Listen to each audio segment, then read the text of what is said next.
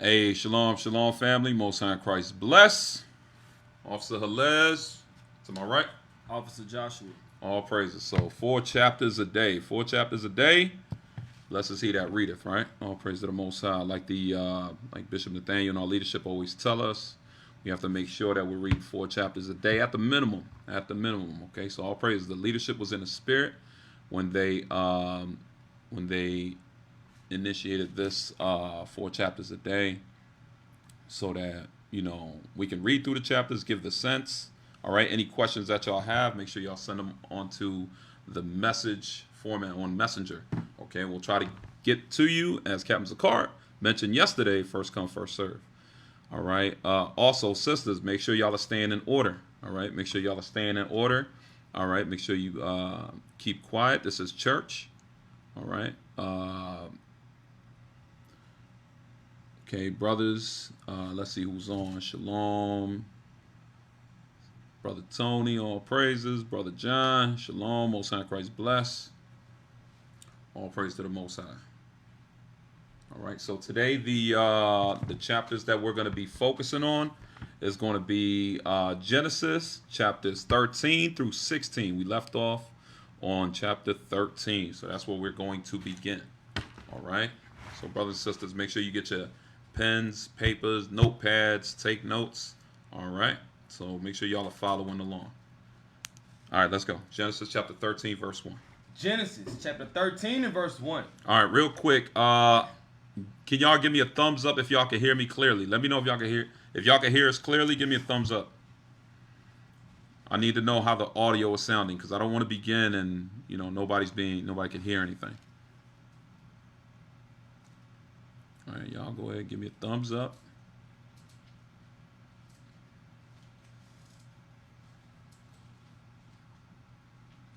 All praises. Okay, so we got thumbs up. All right, we good to go. All praises. Let's get started. Genesis chapter 13 and verse 1. Uh-huh. And Abram went up out of Egypt, he and his wife, and all that he had, and Lot with him. Okay, so it says, and Abraham went up out of Egypt, he and his wife, and all that he had, and Lot with him. Let's go back to let's focus on the word Genesis, because remember what had just happened. Everything with Adam, with Cain and Abel, everything that happened with Noah, all these things that transpired, right? Until we got to the lineages in chapter 10 that Captain Zakar went over of Ham, Shem, and Japhet. Okay, so now Abraham came forth. The situation in chapter 12 went down where the Egyptian king was coveting after his wife. He, the Lord plagued his house. The Pharaoh made Abraham very abundant in riches, gave him a lot of riches, and they went about their way. So that's where we're leaving off at. So Abraham went up out of Egypt, he and his wife and all that he had, and Lot with him into the south. Remember, Genesis goes into a lot of people say the beginning. It goes into your genetics, your genealogy. You could break, when you fast forward all the way to Genesis 49, but that's what it goes into. The beginning goes into our genetics, our genealogy, how we come from Shem. We come from the lineage of Shem. All right, let's keep reading. Genesis 13 verse 2. And Abram was very rich in cattle, in silver, and in gold. All right, so remember, a lot of times when the Bible talks about our forefathers being rich, such as Job, Abraham, it's not talking about Jordans. It's not talking about carnal wealth. It's not talking about carnal wealth. Okay, it's talking about Abraham was very rich in cattle, in silver and gold, meaning he had many cows, ox, chickens, and livestock, things that can take care of your family. He had a lot of land. Okay, this is true wealth. That's going into true wealth. Let's get Jeremiah chapter, I think it's 25 verse 9. 29 verse 5. Read that. And this is something that leadership has been telling us to make sure that we focus, that we have to change our minds. We have to be retaught on what wealth truly is, what it means to be rich. All right, a lot of brothers and sisters are already partaking in it. They've begun landscaping and using their homes and their acreage to their advantage. Okay, started to grow potatoes, tomatoes, celery, and so forth. Read that. Jeremiah 29 verse 5. Come on. Build ye houses. Build ye houses. Come on. And dwell in them. And dwell in them. Read. And plant gardens. And eat the fruit of them. You see that? He said, and plant gardens and eat the fruit of them. That'll save you a lot of money also. You got to use your home to your advantage. It takes a little bit of work, a little bit of dedication, but the Lord says that we must be able to one day provide for ourselves. Right now, we are reliant on the other nations. All right, but Abraham was very rich in cattle and silver and gold. Let's keep reading. Genesis 13, verse 2. 3, sir? Mm-hmm. Verse 3. And he went on his journeys from the south even to Bethel, unto the place where his tent had been at the beginning, between Bethel and Hai. Read. Unto the place of the altar, which he had made there at the first. Mm-hmm. And there Abram called on the name of the Lord. Come on. And Lot also, which went with Abram, had flocks and herds and tents. Mm-hmm. And the land was not able to bear them, that they might dwell together. Okay, so real quick, who was Lot? Lot was Abraham's nephew. Let's go ahead, let's backtrack real quick at Genesis chapter 11, and let's read verse 26. Genesis 11, verse 26. Uh-huh. And Terah lived 70 years, and begat Abram. So Terah was the father of Abraham. Read. Nahor and Haran. So Nahor and Haran were Abraham's brothers, or Abram, because his name wasn't changed yet. So Abram, who was Abraham, his brothers were Nahor and Haran. Keep reading. Now these were the generations of Terah. Come on. Terah begat Abram, Mm-hmm. Nahor, and Haran. Come on. So and Haran. And Haran begat Lot. So as you can see, Haran begat Lot, meaning that makes Lot who? That makes that Abram, that makes him his nephew. So let's go back. Genesis 13, verse 6. And the land was not able to bear them, that they might dwell together. Come on. For their substance was great, so that they could not dwell together. You see that? So their substance was great. They couldn't dwell together. What's that mean? Their substance was great. It goes back to verse 2, where they were very rich in cattle, silver, and gold. Now, when did this happen? Let's go to Genesis chapter 12, read verse 14. Genesis 12 and verse 14. Come on. And it came to pass that when Abram was come into Egypt, Mm-hmm. the Egyptians beheld the woman, that she was very fair. What woman is talking about? Sarah, Abraham's wife. Now, if y'all watch the last 4 breakdowns, y'all have the understanding of what just transpired here. Okay, let's read. Verse 15. The princess also of Pharaoh saw her, and commended her before Pharaoh. Mm-hmm. And the woman was taken into Pharaoh's house. Read. And he entreated Abram well for her sake. Right, because remember, Abram just finished telling Sarah, "Hey, you're gonna have to tell a lie. You're gonna have to tell these dirty Hamites that guess what? You're my sister. I'm your brother. Because if you tell them we married, they're gonna have to kill me. They're gonna want to kill me. So just tell them you my sister for now. Read that. And he entreated Abram well for her sake. Mm-hmm. And he had sheep and oxen and he asses and men servants and maid servants and she asses and camels. So that goes into the substance that the Pharaoh gave him, because he was like, yeah, you're gonna be my brother-in-law now. Mm-hmm. And if you're gonna be my brother-in-law, we're gonna be family. You got to do it big like me. You got to, because Egypt, they had a kingdom here. This is a pharaoh, aka a king. Another word for a king, right? So it says he entreated him. He gave him sheep, oxen, asses. He gave him men servants. Okay, so he gave him maid servants, she asses, and camels. Okay, so this is where we read about the servant that he has later on in a few chapters that we're going to get to. This is where Hagar also came from, his other maid servant. Right. All right. This is where they all came from. Let's go back. Genesis chapter 13. Read. Genesis 13 and verse 7. Mm-hmm. And there was a strife between the herdmen of Abram's cattle mm-hmm. and the herdmen of Lot's cattle. Read. And the Canaanite and the Perizzite dwelled then in the land. Okay, so there were issues between Lot's men, and there were issues between Abraham's men, right? So let's read verse 8. Verse 8. And Abram said unto Lot, let there be no strife, I pray thee. So he said, let there be no friction between us, our men, let there be no strife. Read. Let there be no strife, I pray thee, between me and thee, and between my herdmen and thy herdmen, for we be brethren. You see that? So that was the spirit of Abraham. He wasn't. He would always try to defer and diffuse any situation, de-escalate situations. Okay. He would always try to find a solution. Okay. That's how we must be. We got to find solutions. Let's get Matthew 5 verse 9. Matthew chapter 5 verse 9. All right. Abraham, whenever there was contention or issues, he was always looking into solutions to make sure, a lot of times some brothers we not solution minded. You brothers got to be more solution minded to fix problems using the scriptures. Read that. Matthew 5 and verse 9.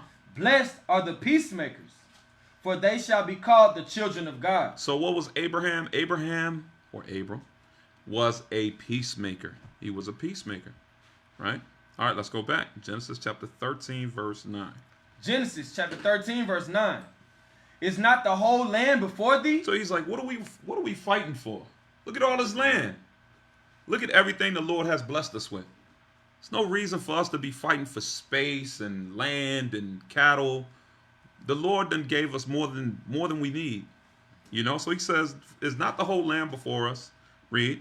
Separate thyself. Come on. I pray thee from me. If thou wilt take the left hand, then I will go to the right. Or if thou depart to the right hand, then I will go to the left. You see that? So he didn't want no debate with Lot neither. He said, look, if you want to go to the left, guess what? I'm going to go to the right. If you want to go to the right, I'm going to go to the left. So I'll leave it up to you. I'll leave it up to you.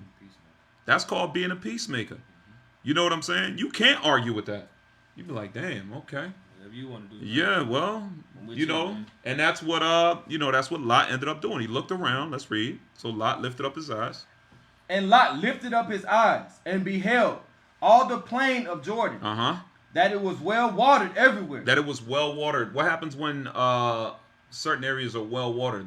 Abundance. It's very fertile. Okay, it's easy to grow crops, and there's a lot of rain, sun. So it was very well watered everywhere. Read. Before the Lord destroyed Sodom and Gomorrah, even as the garden of the even as the garden of the Lord, like the land of Egypt, as thou camest unto Zoar. You see that? So he said it was a very beautiful land. He was like, before he destroyed Sodom and Gomorrah, even as the garden of the Lord. Read verse 11. Then Lot chose him all the plain of Jordan. So Lot, once he saw it, he said, oh yeah, that looks good over there. It looks like we could be prosperous over there. Read. And Lot journeyed east. So he went east. Read. And they separated themselves, the one from the other. Read. Abram dwelled in the land of Canaan. Abram dwelled in the land of Canaan. Where's the land of Canaan? That is northeast Africa. Read. And Lot dwelled in the cities of the plain. And pitched his tent toward Sodom. And he pitched his tent towards Sodom. So where was he only living towards Sodom or actually in Sodom? Let's find out. Fast forward, go to Genesis 14, read verse 12. Genesis chapter 14, verse 12. Come on. And they took Lot, Abram's brother's son. You see that? His brother's son. Read. Who dwelt in Sodom. Toward, in means the same thing. So he dwelt where? In Sodom. Read. And his goods, and departed. Okay, go back. Genesis chapter 13 and verse 11. Then Lot chose him all the plain of Jordan, and Lot journeyed east, and they separated themselves, the one from the other. Abram dwelled in the land of Canaan. Come on. And Lot dwelled in the cities of the plain, and pitched his tent toward Sodom. Read. But the men of Sodom were wicked and sinners before the Lord exceedingly. Now we all know when we're gonna get to that part in the later chapters to come. But the men of Sodom were wicked, and they were sinners before the Lord. Why? They conducted themselves immorally. They were lawless. They had no principles. They believed in sexual freedom. Okay, that's the reason why the city was overthrown by the Most High God. That's the reason why it was destroyed. Let's read. Verse 14. And the Lord said unto Abram, after that Lot was separated from him, lift up now thine eyes, and look from the place where thou art northward, and southward, and eastward, and westward. Come on. For all the land which thou seest, to thee will I give it, and to thy seed forever. Okay, so this was the Most High reiterating the promise that he had made a few chapters before. Let's get that. Genesis chapter 12, verse 7. So this was the promised land that he gave unto Abraham. for his seed. Read. Genesis chapter 12, verse 7. Uh-huh. And the Lord appeared unto Abram and said, Unto thy seed will I give this land. You see that? He said, unto thy seed will I give this land. Okay, go back. So let's read. Genesis 13, verse 15. For all the land which thou seest, to thee will I give it, and to thy seed forever. Come on. And I will make thy seed as the dust of the earth. You see that? So he said, I'm going to make your seed as the dust of the earth. Read. So that if a man can number the dust of the earth, then shall thy seed also be numbered. So this goes into the covenant that he also made with the children of Israel. We would be like the sand of the sea. Okay. Matter of fact, let's get that Hosea 1 and 10. So we would be like his children would be like the sand of the sea, the dust of the earth, the stars of the sky. Read that. Hosea chapter 1 verse 10. Yes, sir. Hosea chapter 1 verse 10. Come on. Yet the number of the children of Israel shall be as the sand of the sea, which cannot be measured nor numbered. And it shall come to pass that in the place where it is said unto them, Ye are not my people, there it shall be said unto them, Ye are the sons of the living God. There we go. So let's go back. Genesis. All right. Now we're on chapter 14. Genesis chapter 14. Let's read. Yeah, a couple more verses. No, that's good. Okay, I just yes, wanted to get the part of how he was going to make us as the sand of the sea. Yes, sir. So it's going into the same thing, the dust of the earth. Go ahead. Genesis chapter 14 and verse 1. Uh-huh. And it came to pass in the days of Amraphel, king of Shinar, King of Shinar, which today is modern day Iraq. Read. Arioch, king of Elasar, Chedorlaomer. Chedorlaomer, king of Elam, Uh-huh. and Tidal, king of nations. And Tidal, king of the nations. Right? Read. That these made war with Barak, king of Sodom, Uh-huh. and with Bersha, king of Gomorrah, Read. Shinar, king of Admah, and Shemeber, king of Zeboim, and the king of Bela, which is Zoar. All right, so let's backtrack. Genesis 14 and 1. So if you notice, there were 4 kings that are mentioned in verse 1. Then you realize that there's 5 kings that are mentioned in verse 2. So these first kings in Genesis chapter 14, verse 1, these 4 kings made an allegiance to be confederate together. Okay, they made an allegiance and they were called the 4 Mesopotamian kings. All right, let's read it one more time. 14 verse 1, sir? Genesis 14 verse 1. And it came to pass in the days of Amraphel, king of Shinar, Arioch, king of Elasar, Chedorlaomer, king of Elam, and Tidal, king of nations. So they were going to go and make war with these other 5 kings. So this was a world war. This was an actual world war. Okay, these were nations and kingdoms that were creating alliances with another to go to war with other nations. All right, read verse 2. Verse 2. That these made war with Barak, king of Sodom, and with Bersha, king of Gomorrah, Shinar, king of Admah, and Shemeber, king of Zeboim, and the king of Bela, which is Zoar. So one thing that you're also going to notice is that in verse 2, it says, and the king of Bela, which is Zoar. That's the king whose name was not mentioned. Okay, that is the name of the city, Bela and Zoar. Bela, which means Zoar. Read verse 3. Verse 3. All these were joined together in the vale of Siddim, which is the salt sea. You see that? So it says all these were joined together where in battle, right? In the valley of Siddim, which is also known as the Salt Sea, or known as today as the Dead Sea. All right, read. 12 years they served Chedorlaomer, and in the 13th year they rebelled. Hold on, so they didn't go into all the specifics. Obviously, who lost? The 5 kings.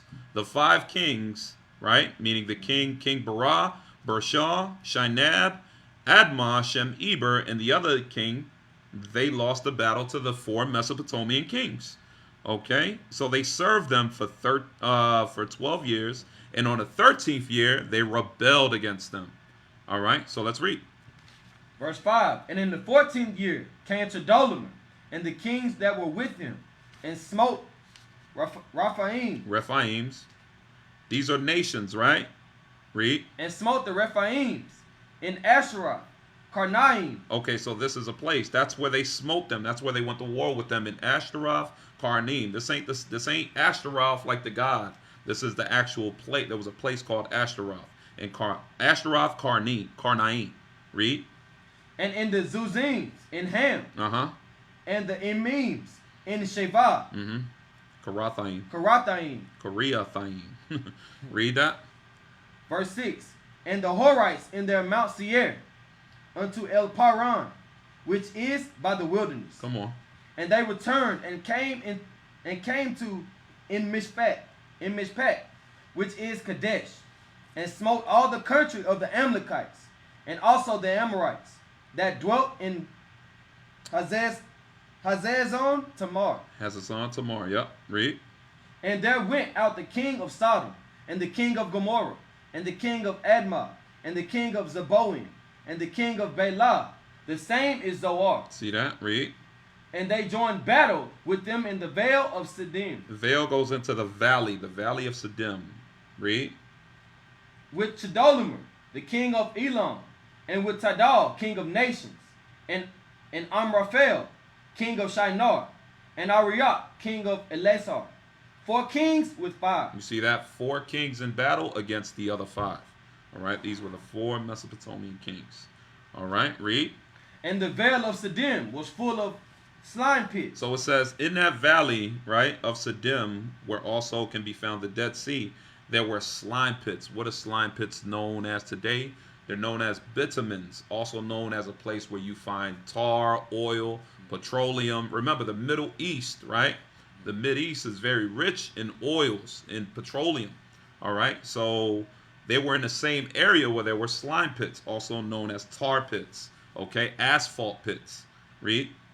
Verse 10. And the vale of Siddim was full of slime pits, and the kings of Sodom and Gomorrah fled and fell there. And they that remained fled to the mountain. Come on. And they took all the goods of Sodom and Gomorrah. And they took all the goods of Sodom and Gomorrah. Read. And all their victuals, and went their way. Okay, so now these kings took, these 4 kings that destroyed the other 5 kings, they made sure to take all their spoils, right? All their merchandise, and they went their way. Let's watch what happens. Read verse 12. And they took Lot, Abram's brother's son, who dwelt in Sodom, and his goods, and departed. So, guess what? Because Lot was dwelling in Sodom, he was also taken away captive himself, along with his men. All right, so they took his goods, and they departed with Lot. All right, so now Abraham's nephew was taken into captivity by these Mesopotamian kings. Read. And there came one that had escaped, and told Abram the Hebrew. And told Abram the Hebrew. Read. For he dwelt in the plain of Mamre, the Amorite, brother to Eshau, the brother of Aner. And these were confederate with Abram. What does that mean, that these were confederate with Abram? Meaning that they were good friends of his. They were allies. Okay? They came and they told him, hey, they took Lot. Your nephew is in captivity with these other 4 kings that defeated the 5 kings. All right? Read. And when Abram heard that his brother was taken captive, he armed his trained servants. Hold on. So now, like my brother right here, Columbus Graham just said, it was wartime. Abraham said to himself, it is wartime. It was wartime. He was like, that's my nephew. I got to go get him back. That's my brother. You know, whether it be a nephew, your cousin, that's your brother. That's your kin. You know? So it was wartime. So what did he do? Abraham heard that his brother was taken captive, and he armed his trained servants. What does that mean? A lot of times we just overlook this. We just look it over. That lets you know that Abraham, he had them hands. He was fit for battle.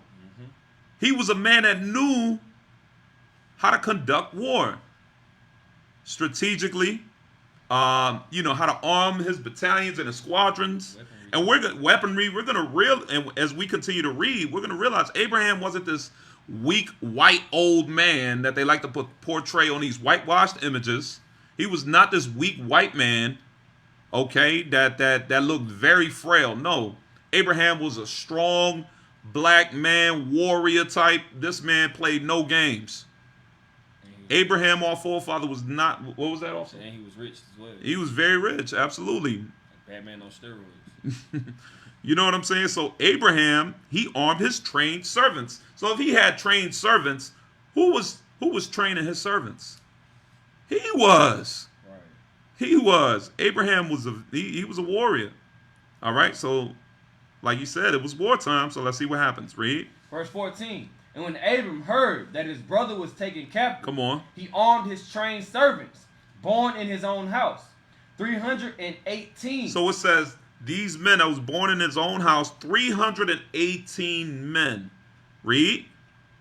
And pursued them unto Dan. Hold on. So he pursued them unto Dan. That's the other side of Jordan. So he said that. So you got 318 men that he has, not to mention the other 3 men that are confederate with him. That's a total of 321. Okay, so he had 318 men that were going to help him in battle. All right, so he armed them, and he pursued these 4 other kingdoms. These you got to understand. He had to go against all these other kings to get Lot back. You understand? So let's read. Verse 15. And he divided himself against them, he and his servants, by night. Hold on. So we'll just read that, and we don't realize that that was him actually being strategic. He says, hey, we divide ourselves. Y'all go this way. We're going to go that way. You know what I'm saying? Make sure, like, sometimes you got to read to understand, y'all. Don't read the 4 chapters just to say I read 4 chapters. You got to read to understand what you reading. Okay? Make sure you're reading to understand, not to say I read 4 chapters, or I say I read 8, or I read a whole book. All right? So now he said he divided himself against them, he and his servants, by night. So he didn't go in broad daylight. He went at nighttime. Okay? That's strategic. You can't see me. I'm black. I'm not light-skinned. You know, it's going to be harder to see me at nighttime. I'll let you know Abraham was a black man also. All right? So he divided himself against them, he and his servants, by night. So he moved strategically, like an army that was trained. All right? Read. And smote them. Uh-huh. And pursued them unto Hobah. Come on. Hobah, which is on the left hand of Damascus. Uh-huh. And he brought back all the goods. Hold on. So you telling me these 318 men plus 3, you telling me these men went and got the victory. Took on 4 kingdoms.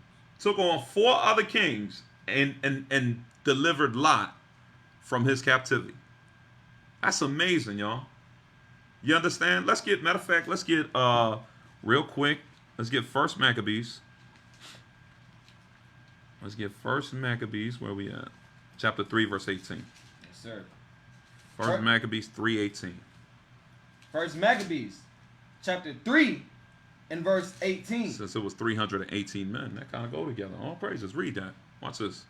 Unto whom Judas answered, Is it no hard matter for many to be shut up in the hands of a few? You see that? Is it no light matter? Read. And with the God of heaven is it all one to deliver with a great multitude or a small company? You see that? To God, it doesn't matter if you got a great number, a small company. The battle is of the Lord. Okay, read. Keep reading.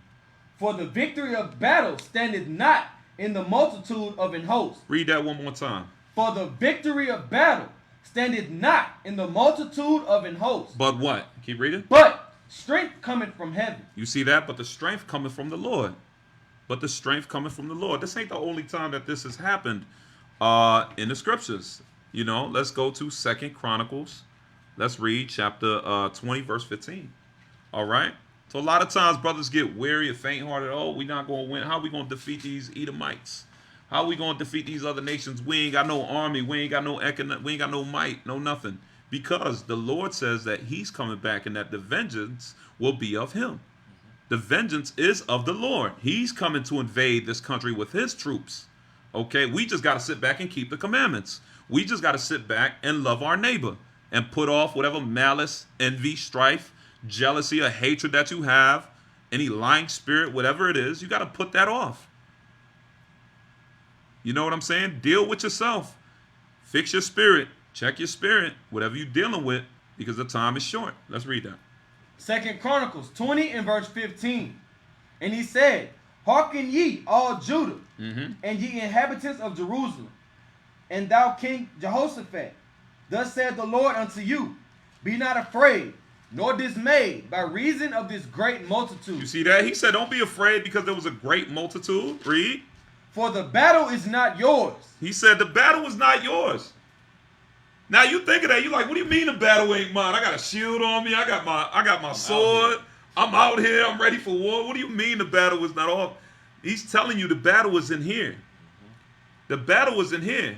You believe and you got faith that the Lord gonna help you get the victory, you gonna be all right. How many times have and we're gonna go into another example on how we would always overcome these other nations that always outnumbered us. Read that again. Read that last part. Be not afraid. No. Thus saith the Lord. Yes, sir.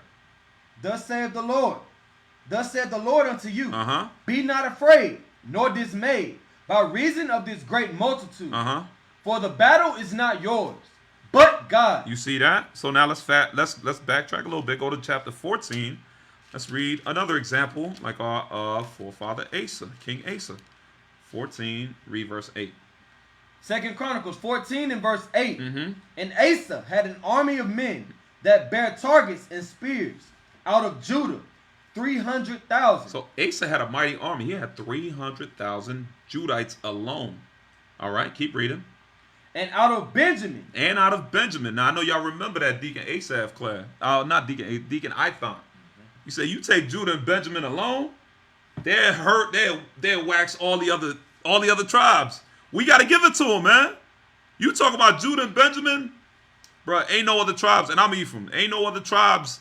Nobody stepping up to those two tribes right there. I'm telling you. And Levi, you can add Levi in there a little bit. Levi. Yeah, y'all Southern Kingdom. But you know what I'm saying? Like when it comes to Judah and Benjamin, when they get together, oh, it's over. It's over. So let's read that. And out of Benjamin that bare shields and drew bows, 280,000. So now he has another 280,000, right? That were gonna assist the tribe of Judah. So he has just a little bit over 500,000 men. Let's see who they were going to go to battle against. Read. All these were mighty men of valor. You see that? They were mighty men of valor. Men of valor, courage, bravery. They wasn't no punks. They didn't have weak nature. They wasn't emotional. It wasn't average neither. They wasn't mediocre. They didn't sell for mediocrity. They did not settle for mediocrity. They wanted to be the best of the best. Read. And there came out against them Zerah, an Ethiopian, within host of 1,000,000. You see that? So he came out with this Ethiopian Cushite king came out with 1,000,000. How much is that? 1,000,000 men. Double the amount of men that Judah and Benjamin had at this time. Let's keep reading. And 300 chariots, and came unto Marashah. Read. And Asa went out against him, and they set the battle in array in the valley of Zephathah. Come on. At Marashah.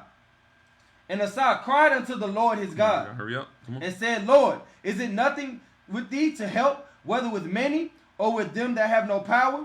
Help us, O Lord our God, for we rest on thee. You see that? So he understood, no, the only way we're going to get the victory is if we put our faith in the Lord. He said the battle is of yours. He said, is it nothing with thee to help, whether with many or with them that have no power? Help us, O Lord our God. Read. For we rest on thee, and in thy name we go against this multitude, O Lord. Read. Thou art our God. Let no man prevail against thee. Okay, so when you keep reading the story, you'll see that they overcame, they destroyed the Ethiopians. The fight and the battle is of the Lord. That's something our forefather Abraham understood. Let's go back. Genesis. Let's read that verse. Where are we at? Genesis chapter 14. And read 15. Verse 15. Yes. Yes, sir. No, read verse 14 one more time. Yes, sir. Genesis 14, verse 14. Come on. And when Abram had heard that his brother was taken captive, he armed his trained servants, born in his own house. Come on. 318, and pursued them unto Dan. And he divided himself against them, he and his servants. So you see, a lot of these servants, I just saw that it said born in his own house, meaning what? They were raised up in military tactics. They were raised up to be warriors, to be fighters. Okay? Go ahead, read 15 again. 15. And he divided himself against them, he and his servants, by night, And he smote them and pursued them unto Hobah, which is on the left hand of Damascus. Mm-hmm. And he brought back all the goods, and also brought again his brother Lot and his goods, and the women also, and the people.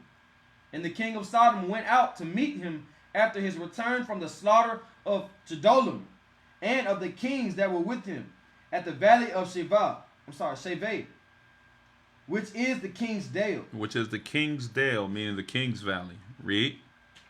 And Melchizedek, king of Salem, Mm-hmm. Salem goes into the same thing as Shalom. Peace. King of peace. Salem means shalom. Read.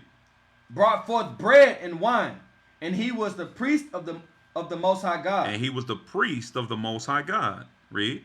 And he blessed him and said, Blessed be Abram of the Most High God, possessor of heaven and earth. Uh-huh.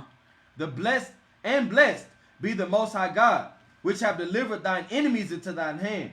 And he gave them tithes of all. Okay, so Abraham paid tithes to Melchizedek. This was way before the Levitical priesthood. Okay, the 12 tribes wasn't even alive yet. We were still swimming around. Okay, now we can go to Hebrews 7:1. We can go into the order of Melchizedek. We got many classes in regards to the breakdown of Melchizedek.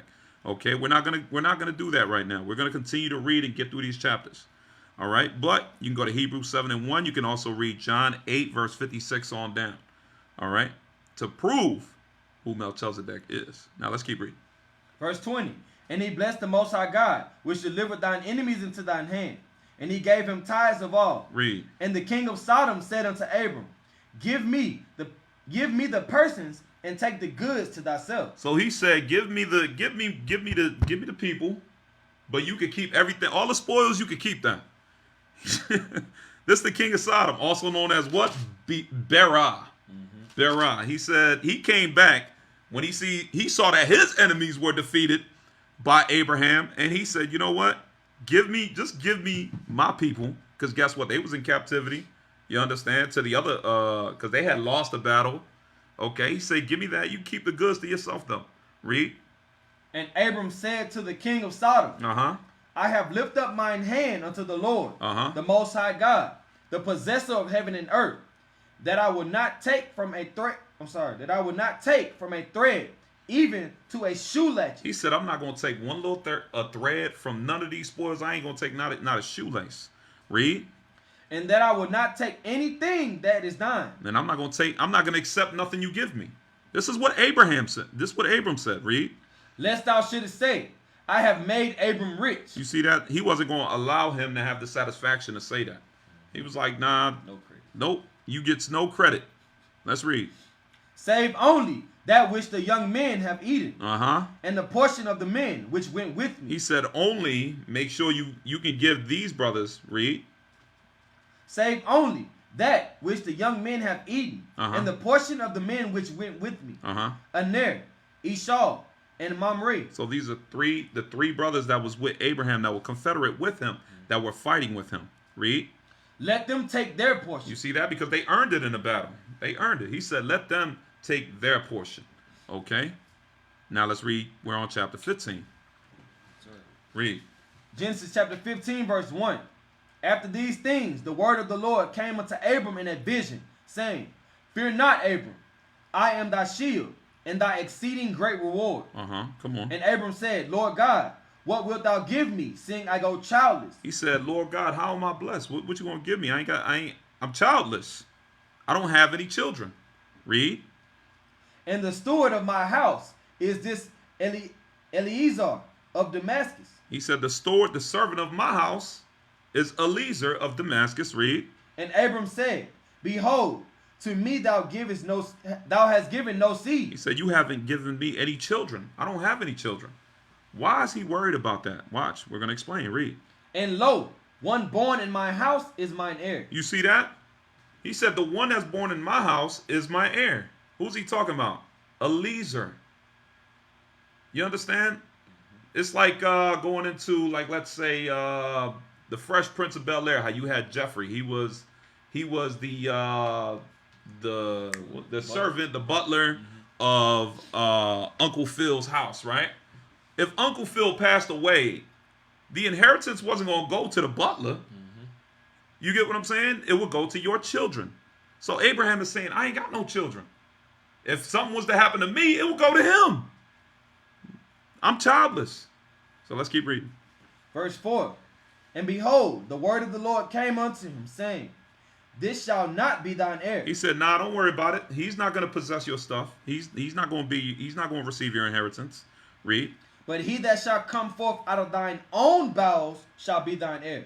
What is that? He's prophesying. He's telling Abraham. He's telling him, you're going to have children. He said, out of your own bowels, out of your own seed. All right, read. And he brought him forth abroad, and said, Look now toward heaven, and tell the stars, if thou be able to number them. And he said unto him, So shall thy seed be. He said, so shall thy seed be. Right? Because he said, now look at the stars. You can imagine all the stars was out when he told him that. Ain't no city. I can only imagine. I'm like, y'all ever experienced that one night where you just be like, wow, you just look up at the sky and all the stars is out and you can't stop looking at them because it's so beautiful. I can only imagine when the Lord told him, look up now, look at all these stars. Can you count them? Man, they must have been everywhere. That had to be a sight to behold right there. Read. And he believed in the Lord, and he counted it to him for righteousness. You see that? He believed in the Lord. He believed that he would have children. He said, well, yeah. If the Lord said it, it's going to happen. And it counted him for righteousness. Okay? What does that mean, it counted him for righteousness? Let's get Wisdom of Solomon chapter 1, verse 15. Wisdom of Solomon chapter 1, verse 15. And it counted, and he counted it to him for righteousness. Read that. Wisdom of Solomon, chapter 1, verse 15. Uh-huh. For righteousness is immortal. Read it one more time. For righteousness is immortal. You see that? Immortality. It counted him for righteousness. Immortality. Why? Because it's going to be his seed that's going to live forever. That's going to be a righteous seed. Right? Righteousness goes into keeping the commandments. Y'all go to Deuteronomy 6 and 25. It says, that's how you're righteous. Don't let these pastors play semantics with these words. Everything goes back to the laws. The truth, love, grace, all that stuff. All those words that they like to play semantics with to put our people to sleep. All you got to do is go precept upon precept and destroy all those doctrines. Because the Bible will simplify it and explain it for you. That righteousness goes into what? Just keeping the law. Matter of fact, let's get it real quick. Deuteronomy 6 and 25. Yes, All right. Because that's what these lying pastors love to do. Let's read that. Deuteronomy 6, verse 25. Come on. And it shall be our righteousness if we observe to do all these commandments. You see that? It shall be our righteousness to do. Do is what? An action word. You have to perform something. It's not verbal. You understand? There's something that's required of you. Action. You know, in your actions that you must do. You must do what? Let's read it from the top again. And it shall be our righteousness if we observe to do all these commandments before the Lord our God, as he hath commanded us. You see that? So when you read all the way in the beginning of the first books of Moses, it talks about being righteous, being perfect by keeping the laws, all the way to the last page of the book. It's all about keeping the laws. Okay, let's read. Let's go back to where we was at. So it counted him, read verse 6. Yes, sir. Genesis 15, verse 6. Mm-hmm. And he believed in the Lord, and he counted it to him for righteousness. All right, let's go to Romans chapter 4, verse 1 real quick. So it counted him, he counted it to him for righteousness. Let's read that. 4 and verse 1. Mm-hmm. Romans chapter 4 and verse 1. Come on. What shall we say then that Abraham our father, as pertaining to the flesh, hath found? Read.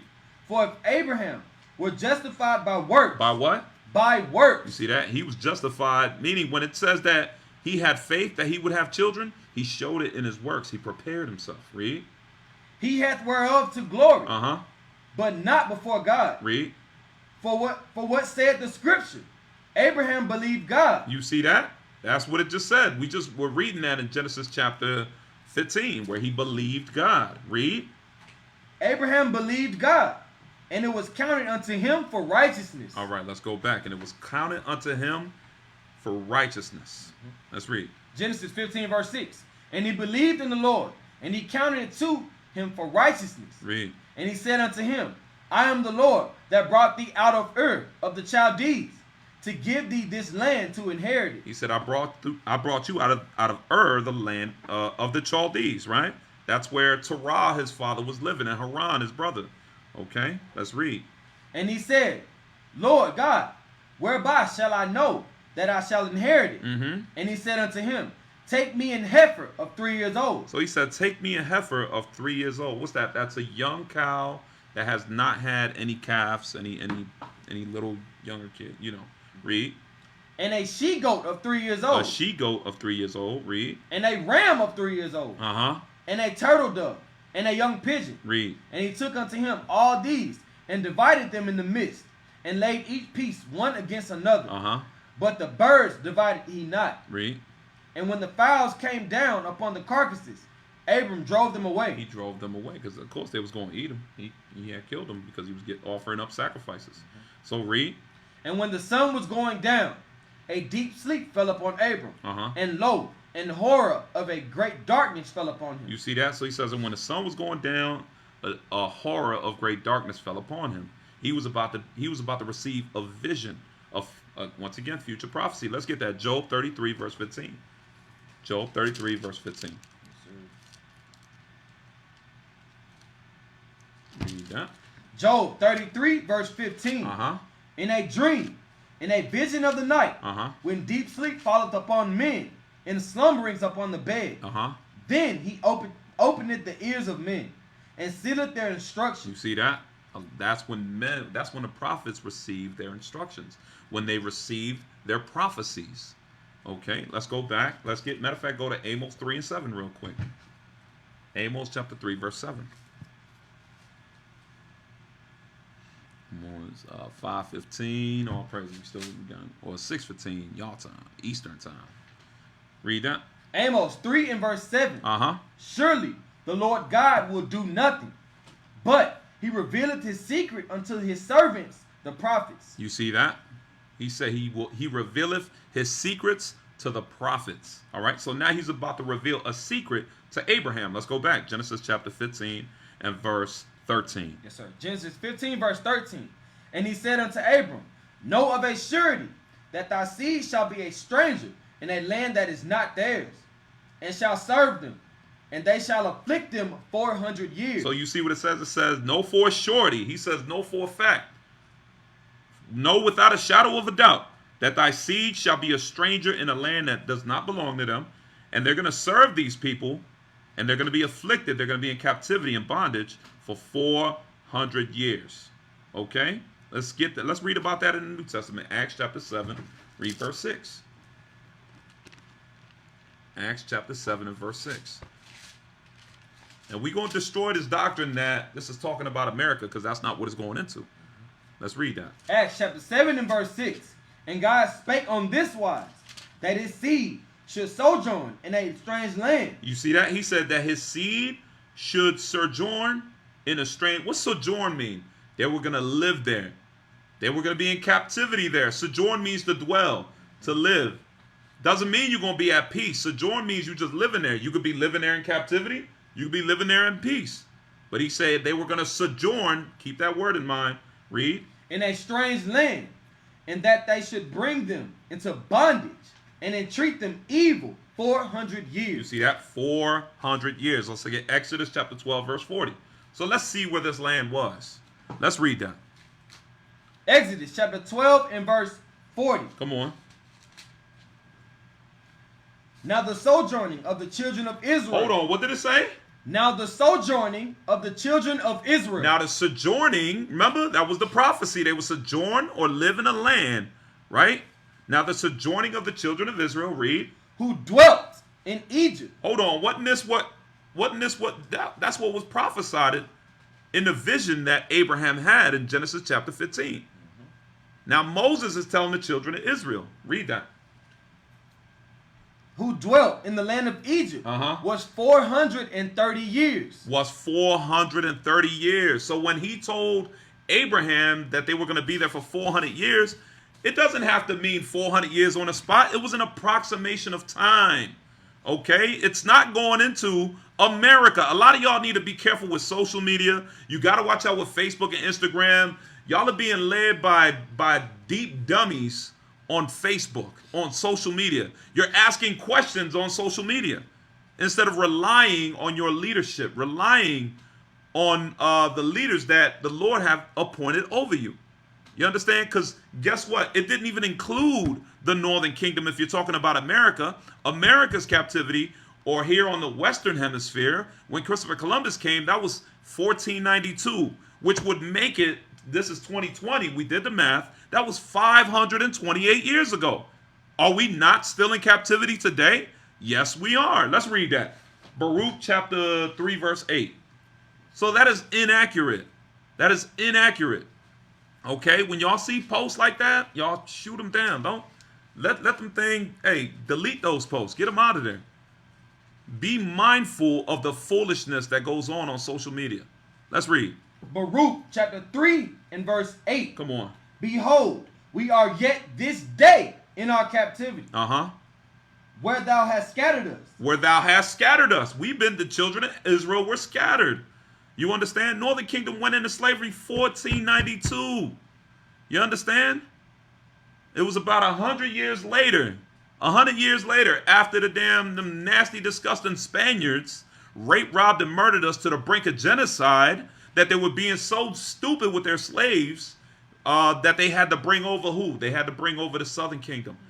They had to bring other Northern Kingdom tribes that were already in Africa to fill in the roles because they were killing us off at such an enormous and high rate, almost to the brink of genocide.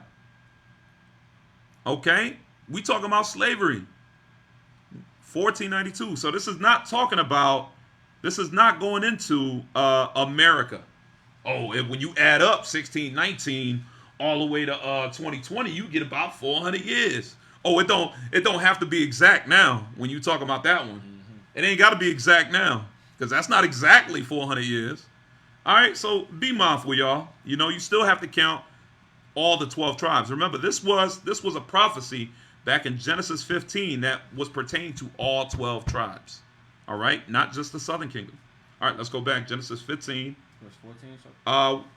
Yeah, matter of fact, finish that off real quick. Exodus 12, Yes, sir. verse 40. Read that one more time. Exodus 12 verse 40. Uh-huh. Now the sojourning of the children of Israel who dwelt in Egypt was 430 years. Mm-hmm. And it came to pass at the end of the 430 years, even the selfsame day it came to pass, Uh-huh. that all the host of the Lord went out from the land of Egypt. So that prophecy was fulfilled. That prophecy that was told to Abraham back in Genesis 15 and 13, that's when it happened, during the time of Moses. Not today. It's not talking about today. All right, let's go back. Genesis 15. Genesis chapter 15 and verse 13. And he said unto Abram, know of a surety that thy seed shall be a stranger in a land that is not theirs, and shall serve them, and they shall afflict them 400 years. Come on. And also that nation whom they shall serve will I judge, and afterward shall they come out with great substance. Come on. With great substance. What's that going? Let's go to Exodus 12, read verse 31. They came out with a great substance, right? Why is that?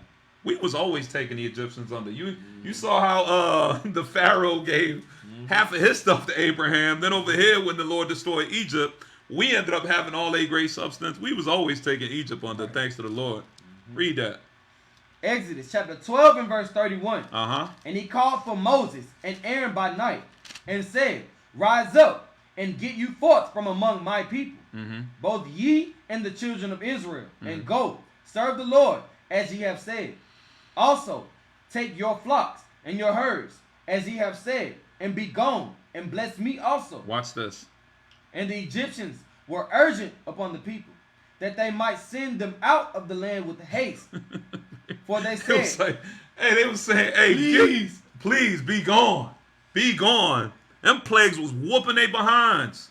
They was like, hey, Pharaoh, you didn't hear Moses? Let the Lord's people go. They said they moved them out of there with haste. You gotta really, when you read this book, this ain't no, this ain't no fairy tale, y'all. This is talking about And I gotta use what we call ourselves today so y'all can really understand who this is. This is talking about African Americans, Jamaicans, Mexicans, Puerto Ricans that went through the Red Sea. That's talking about us, the so-called Mexicans, blacks, Puerto Ricans, and all that. We are the 12 tribes of Israel. That's right. But that's what you got to be like, yo, the Mexicans was going through the Red Sea? Yeah, that was them. That was Brazilians. That was Haitians and Dominicans. So-called. Now we understand we're the 12 tribes of Israel. But this is who that is talking about. It's talking about us. Let's read. Exodus 12, verse 33. And the Egyptians were urging upon the people that they might send them out of the land with haste. Mm-hmm. For they said, we be all dead men. And the people took their dough before it was leavened, their kneading troughs being bound up in their clothes upon their shoulders. Now watch this. This is the point. Read. And the children of Israel did according to the word of Moses. They did according to the word of Moses. And what did the children of Israel do? Read. And they borrowed. No, they didn't. They kept. Read that. And they borrowed Uh-huh. of the Egyptians jewels of silver Uh-huh. and jewels of gold and raiment. Read. And the Lord gave the people favor in the sight of the Egyptians, You see that? The people is going to the children of Israel. Read. so that they lent unto them such things as they required. I'm gonna need them earrings off you, bro. Yeah. I'm gonna need that. Yeah. Pendant. Let me hold that. I'm gonna need that. I'm gonna need those 20,000 oxen. Mm-hmm. We ran away with all they spoils. Read. Finish that. That they lent unto them such things as they required, and they spoiled the Egyptians. There you go. All right, let's go back. Genesis 15. Genesis 15, verse 14. Uh-huh. And also that nation whom they shall serve will I judge, Uh-huh. and afterward shall they come out with great substance. Read.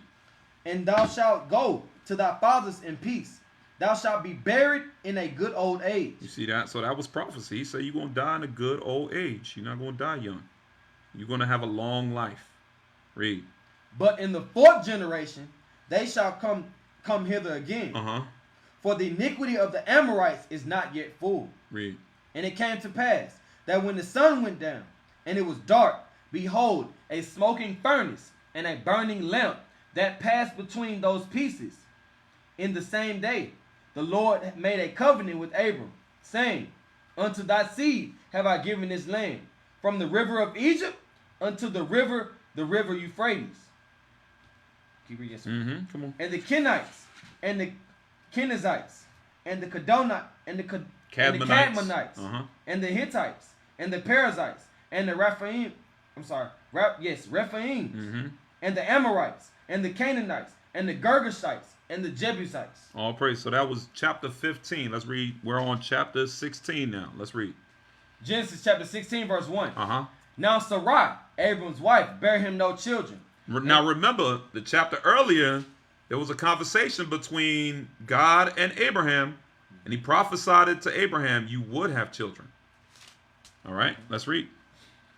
Now Sarai, Abram's wife, bare him no children, Mm-hmm. and she had an handmaid, an Egyptian, whose name was Hagar. Now, where did this handmaid come from? You read about that back in Genesis 12 and verse 16, when the Egyptians gave them men servants and handmaids. Read that. Verse 2. And Sarai said unto Abram, behold now, the Lord hath restrained me from bearing. So she said, behold, the Lord have made me sterile. You know, I'm struggling to have children. I can't have no children. I can't get pregnant. Read. I pray thee, go in unto my maid. Mm-hmm. It may be that I may obtain children by her. You see that? She said, go in unto my maid that I may have children by her. Kind of like what happened with Ruth and Naomi. How Naomi had children by Boaz. Right? Read that. And Abram hearkened unto the voice of Sarai. And Sarai, Abram's wife, took Hagar, her maid, the Egyptian, after Abram had dwelt 10 years in the land of Canaan, and gave her to her husband, Abram, to be his wife. You see that? So Abram to be his wife. Read. And he went in unto Hagar, and she conceived. And when she saw that she had conceived, her mistress was despised in her eyes. So she saw she was despised. So Hagar got confident. She was proud. She looked at Sarah with hate because now she felt like this is my husband. Mm-hmm. She felt like You can't give him kids. Yeah, you can't give him even kids. give him kids. I can. Right. Like, this is my house. You know, she got really high-minded, and she despised Sarah. All right, read. Verse 5. And Sarai said unto Abram, my wrong be upon thee. She said, my wrong be upon thee. What is she saying? Because now because Hagar was giving her hell, she was like, all this stress that I'm going through now is because of you, Abraham. My wrong be upon thee. You stressing me out, Abraham. Read. She blamed the husband. Read. I have given my maid into thy bosom. Uh-huh. And when she saw that she had conceived, I was despised in her eyes. You see that? I was despised in her eyes, right? So she said she was stressed out. She was going through this BS with Hagar. Hagar wasn't being submissive, okay? She thought she was no longer a servant, all right? She didn't understand. Read. The Lord judge between me and thee. The Lord judge between me and thee. What's that mean? I may be in the wrong or I might be right, but let the Lord decide who is. Read. But Abram said unto Sarai, behold, thy maid is in thy hand. He said, woman. He said, what did you talk? Hey, mind you, he didn't say my wife. He did not say my wife. He said, thy maid be in your hand. Meaning what? Your slave. Right. You do whatever the hell you want with her. That was a reality check for who? For Hagar. Because guess what? Abraham wasn't feeling them. Feelings was not mutual. They was not mutual. He wasn't feeling the same way Hagar was. Right. You know what I'm saying? She thought she was in there. She was on a high horse, and Abraham was like, "What? Her? Man, she's in your hands, man. You matter of fact, keep reading. Watch. Behold, thy maid is in thy hand. Do to her as it pleaseth He thee." said, "Man, you do whatever you want with her. You could kick her out the house because if Abram did feel maybe let's say he was whooped. Y'all brothers know what I'm talking about. If he was whooped or something like that, he'd be like, no. Let's try to work this out. Hold on, now. As you can see." Abraham kept the laws of the Most High. He understood, no, only reason I did that was to have children with her, not to have multiple wives. I didn't do that because I believe in having, you know what I'm saying? Having sex with the other nations. No. He did that sole purpose. His sole purpose to do it was to bring forth a seed so that he can have an inheritance. Right. So that seed can have the inheritance. Right. But this wasn't going to be the one, though. We'll keep reading. But that's why he did it. Okay, some brothers look at this. You see, you can have multiple wives. Like, no, some brothers be saying they 10 toes down. But you believe in multiple wives. You not 10 toes down. You 10 hoes down. Right. That's what you are. If you believe in multiple wives, you're not 10 toes down. You're 10 hoes down. Facts. There's no such thing as multiple wives. Okay. Well, there is, but that's Old Testament to men that had kingdoms, our forefathers that had kingdoms. All right, not you living in your basement. You know what I'm saying? Working at Dunkin' Donuts. Come on, man. Let's keep it scriptural. Let's keep it. You know what I'm saying? Let's adhere to the laws to the best of our ability without trying to justify your wickedness because all these other. Wise to do evil. Yeah, wise to do evil. That's Israel right there, man. All right, keep reading. Behold, thy maid is in thy hand. Do to her as it pleaseth thee. So you see that he had no feelings for her. He did not care about her. He did not want multiple wives. He said, "You do as it please her," because he was like, because I don't want no problems with you. You my wife. I want you to be happy. So whatever it takes, whatever it takes to please you, you do to her as you feel. Read. And when Sarai dealt hardly with her, you see Sarai. Hey, our foremother didn't play, man. Our foremother was like, "Oh, word? I got the green light." She was like, she dealt harshly with her. She was like, "I don't know who you think you is, but you know what I'm saying. You about to get your reality check." And that's what our foremother Sarah gave him. Read. And when Sarai dealt hardly with her, she fled from her face. You see that? The wicked flee. So she was gone. This is she is going into Hagar. Hagar fled. Read.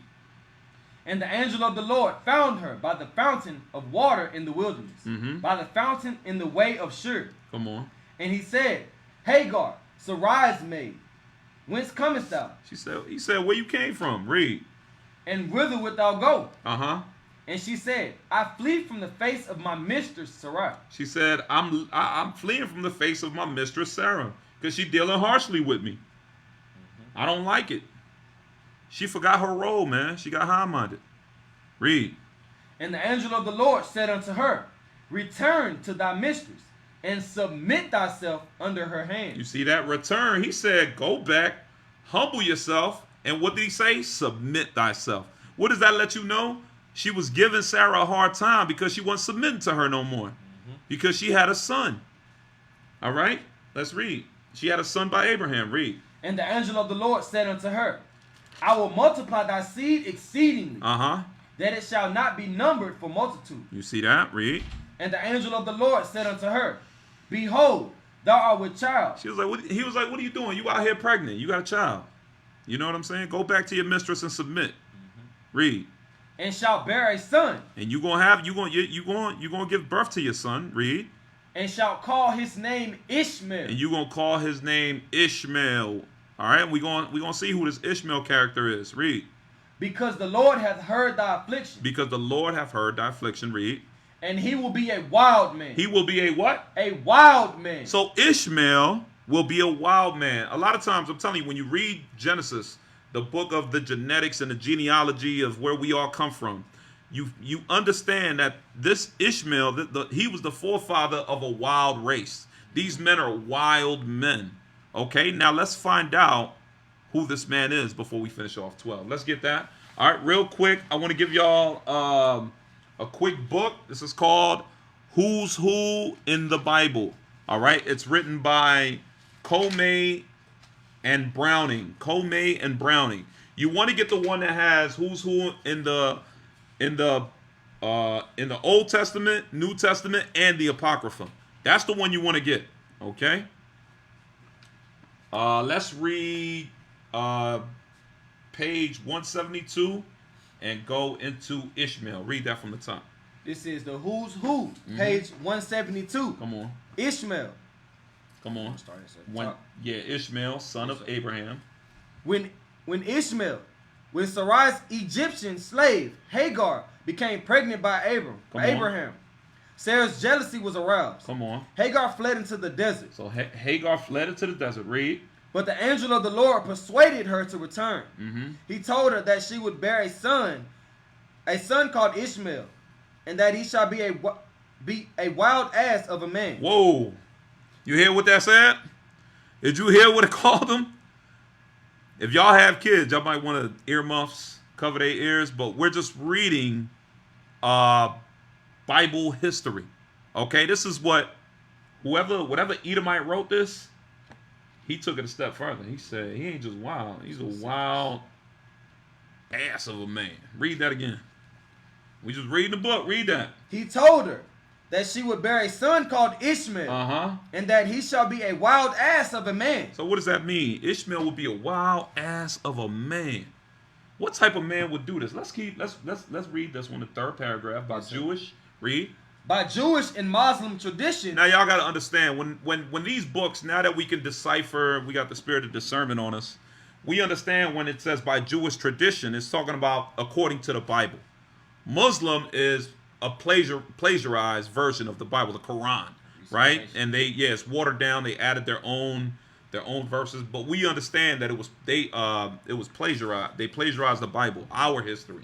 So it says by Jewish tradition and Muslim tradition, meaning biblical, according to biblical information. Read. Ishmael came to be regarded as the ancestor of the nomad desert tribes. He became the ancestor of the nomad desert tribes. Read.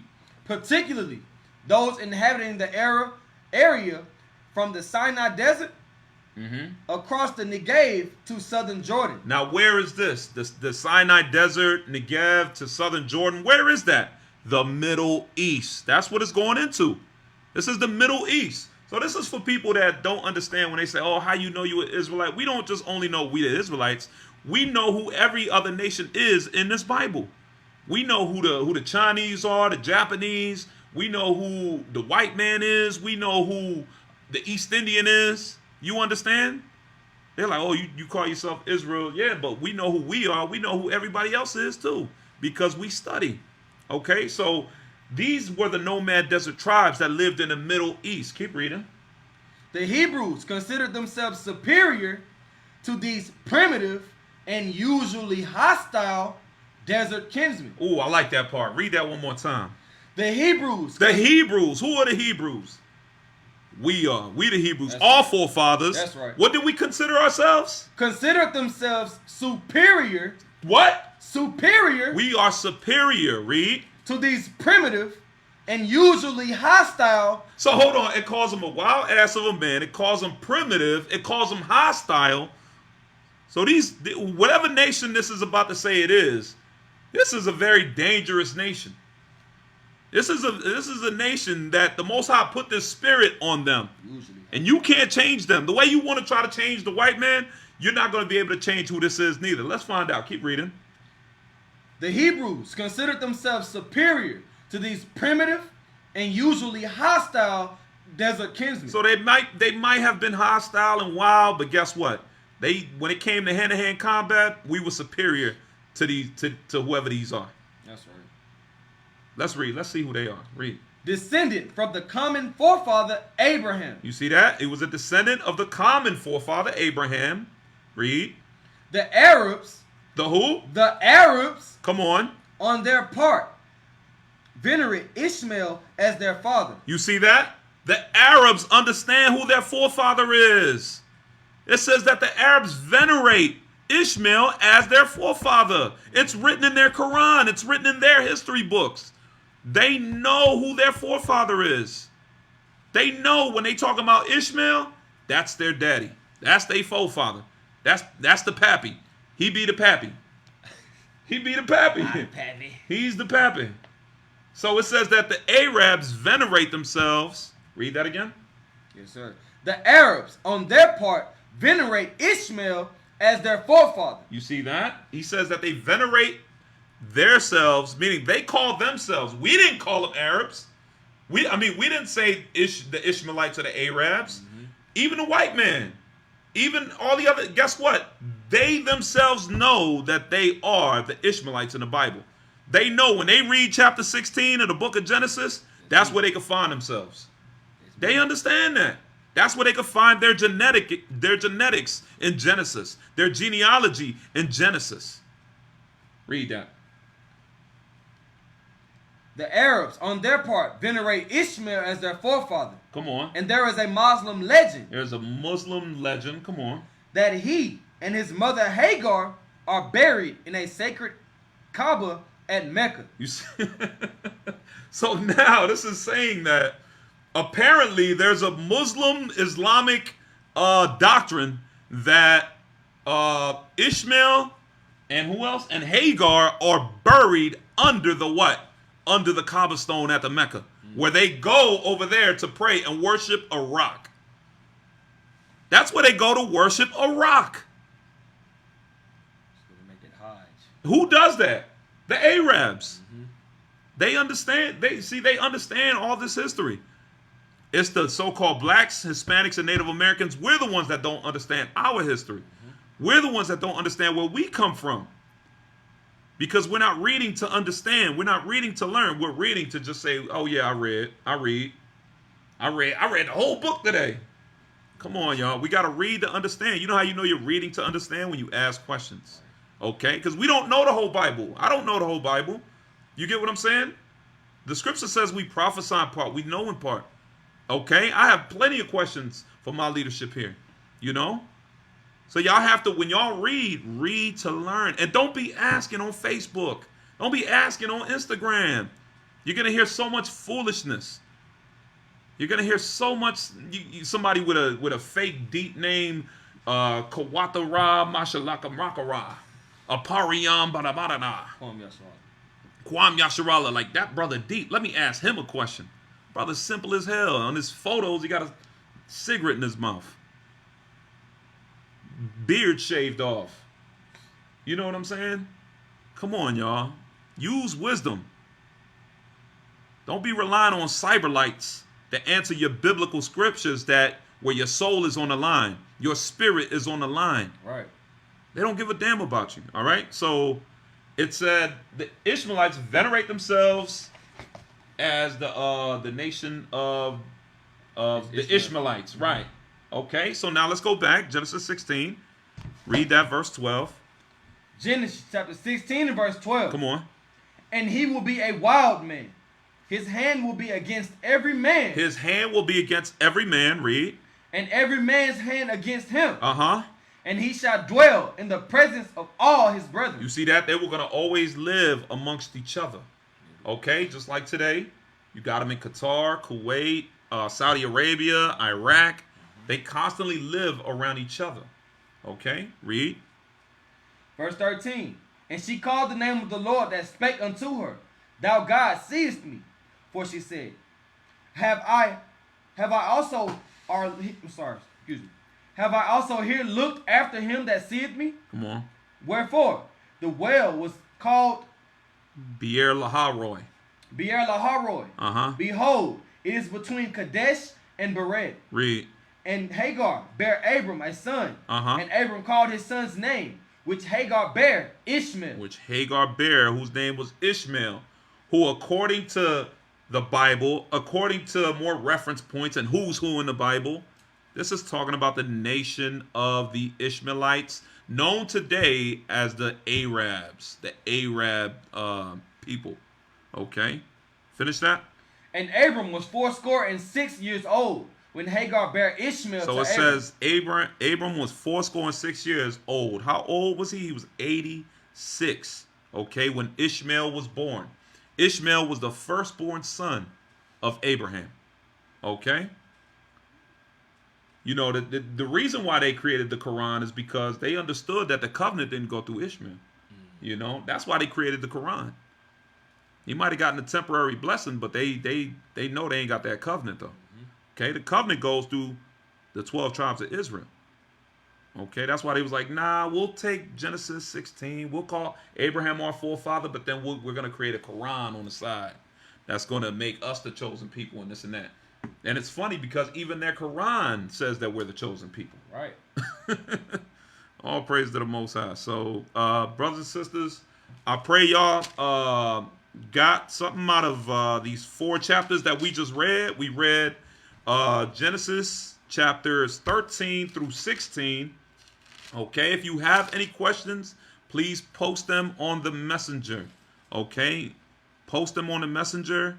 All right, and Lord's will, everybody's reading there. Remember, you're not limited to, you know, but at the minimum, read 4 chapters. You can keep reading if you want.